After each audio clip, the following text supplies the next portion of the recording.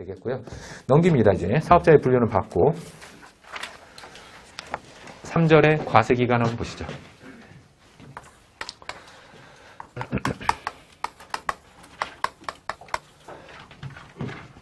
과세기간이 크게 일반 과세자하고 간이 과세자가 서로가 좀 달라요. 우선 일반 과세자부터 한번 보면 과세기간이라고 하는 거는 세금을 부과하는 기간 단위를 얘기하는 겁니다. 우리 소득세는 1년마다 내시죠.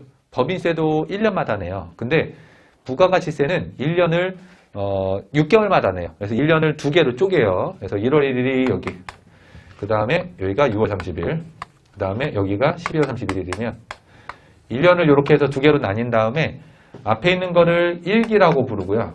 뒤에 하반기를 2기라고 불러요. 이렇게 1년을 1기, 2기로 나눈 다음에 각 기가 종료된 후에 다음 달 25일까지 부가세를 내는 거예요. 1기가 끝났나요? 1기가 끝났어요. 그러면 다음 달 25일인 7월 25일 날 부가세를 신고하고, 또 2기가 끝났나요? 그럼 끝난 날에 다음 달 25일인 1월 25일까지 신고를 합니다. 이 신고를 뭐라고 부르냐면 확정신고라고 불러요. 확정신고. 이렇게 확정신고. 다음 달 며칠까지 낸다고요? 25일까지 냅니다.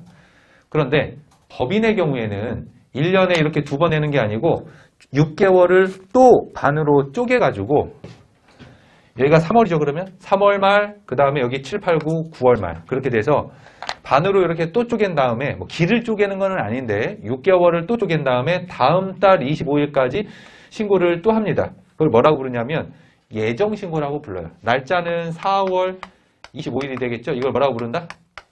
예정신고라고 부른다. 여기도 7, 8, 9월, 다음 달 25일이니까 10월 25일이 되겠죠. 이때 예정신고라고 한다. 예정이라고 하는 표현은 임시라고 하는 표현이에요. 그래서 임시로 신고를 했다가 7월 25일 날 확정신고, 어떻게 보면 뭐 정산한다 이렇게 생각하시면 돼요. 확정되게 이제 신고를 하는 거고, 얘는 임시로 했다가 확정시키고 이런 얘기예요. 그래서 법인의 경우에는 3개월마다 신고가 이루어져요. 1, 2, 3월치 4월 25일, 그 다음에 4, 5, 6월치 7월 25일, 그 다음에 7, 8, 9월 10월 25일, 10, 11, 12, 1월 25일, 이런 식으로 3개월마다 분기마다 한 번에 2번의 예정신고, 2번의 확정신고가 되더라. 요거 기억을 좀 해두시고, 얼마 전에 확정신고 됐어요. 얼마 전에 1월 25일 날 확정신고 됐다. 그러면 개인은 어떻게 되는 거냐? 개인 사업자의 경우에는요, 일반 과세자 개인의 경우에는 4번의 신고를 하게끔 놔두면 세무사로서 얼마나 좋아요. 수수료가 올라갈 거 아니야. 근데 불행히도 개인 사업자인 경우에는 능력이 법인보다는 떨어진다고 봐가지고 2번의 확정 신고는 동일한데 예정 신고를 하지 않고 예정 고지라고 하는 걸 해요. 예정 고지. 기간은 똑같아요. 예정 고지라고 하는 거는 고지서를 보내준다 이런 얘기예요. 가만히 있으면 고지서가 날라와요. 거기에 금액이 적혀 있는데 그대로 그냥 내면 돼. 근데 이 예정 고지에는 금액이 적혀 있는 채로 세무서에서 고지서가 날라올 때 거기 금액이 뭐가 적혀 있냐면, 여기에는요, 직전 과세 기간에 내가 부담을 했던, 그러니까 작년도 이익이죠. 작년도 이익이, 아니면 이때 예정 신고는 올해 일기죠. 그러니까 직전 과세 기간에 냈던 납부세액, 직전 납부세액에 2분의 1짜리 고지서를 보내줘요. 그냥 절반 해가지고서 절반을 해가지고서 보내주는 것이 개인이다. 그래서 개인은 2번의 예정 고지와 2번의 확정 신고가 되는 것이고요. 다만 법인하고 개인하고의 가장 큰 차이점은 뭐냐면, 예정 고지, 예정 신고는 내가 진짜로 1, 2, 3월을 계산해 가지고서 내는 거예요. 따라서 법인이 확정 신고할 때는 4, 5, 6월치만 확정 신고를 하면 돼요. 얘는 진짜 계산해서 냈으니까 4, 5, 6월만 계산해서 내면 되는 것이다. 그런데 개인은 진짜로 내가 세금을 낸 게 아니죠. 고지서별로 해가지고서 낸 거니까 개인의 확정 신고는 1월부터 6월치에 대해서 진짜로 신고를 하되, 내가 예전에 미리 낸 금액이 있으니까 이 금액만큼은 기납부세액으로 빼고 나머지만 내면 되는 거예요. 이때 낼 때. 아셨죠? 이게 차이입니다.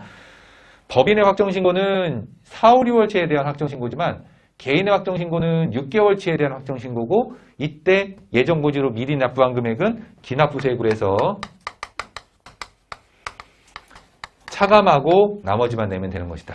이런 얘기입니다. 직전 연도에 2분의 1짜리를 내는 거니까. 그런데 개인의 경우에는 예정 신고하는 경우가 있느냐? 그런 경우도 있어요. 개인은 원칙의 경우에는 이렇게 할까요?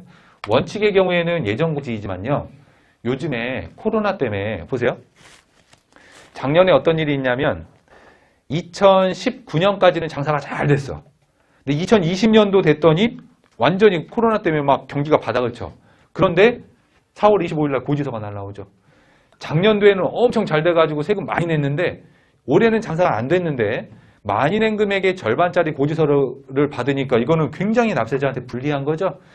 이런 예외적인 경우에 한해서는 개인의 경우에도 예외적으로 예정 신고도 가능은 합니다.